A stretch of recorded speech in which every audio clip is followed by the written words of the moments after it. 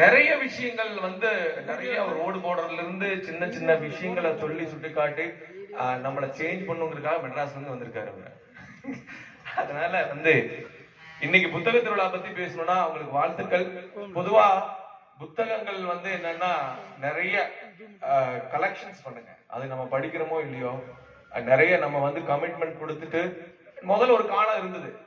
வந்து என்னன்னா வீட்டுல எந்த புக்கு நீங்க வந்து வாரம் வாரம் வாங்குறீங்க, எந்த புக்கு படிக்கிறீங்க அப்படிங்கறதெல்லாம் ஒரு பொது நிகழ்வுல பேசுறது பழக்கம் இருந்தது. 80 85 இந்தியா டுடே புக்கை வச்சுட்டு வெளியே போனா ஓ படிச்சிருக்கிறாரு அவரு அப்படிங்கிற மாதிரி, இந்து பேப்பர் கையில் வச்சிருந்தா படிச்சிருக்காரு அப்படிங்கிற மாதிரி. இன்னைக்கு படிப்புங்கிறது வந்து நம்மளுக்கு அத்தியாவசியத்துல ஒரு நிறைவான இருக்கும். படிப்புனால நிறைய சாதிக்க முடியும். ஆனா இன்னைக்கு வந்து நாங்க வந்து இங்க ஒரு எய்டட் ஸ்கூல்ல தான் படிச்சோம். அப்ப வந்து புக் எக்ஸிபிஷன் வந்து அப்போ அச்சுத்துறை வந்து நம்ம நாட்டுல பெரிய லெவல்ல டெக்னாலஜி இல்லை. சோவியத் யூனியன் வந்து பெருசா பெரிய நாடா இருக்கும்போது என்னன்னா அச்சுத்துறை பெருசா இருந்தது அன்னைக்கு. அதனால சோவியத் யூனியன் புக்ஸ் எல்லாம் வந்து அங்க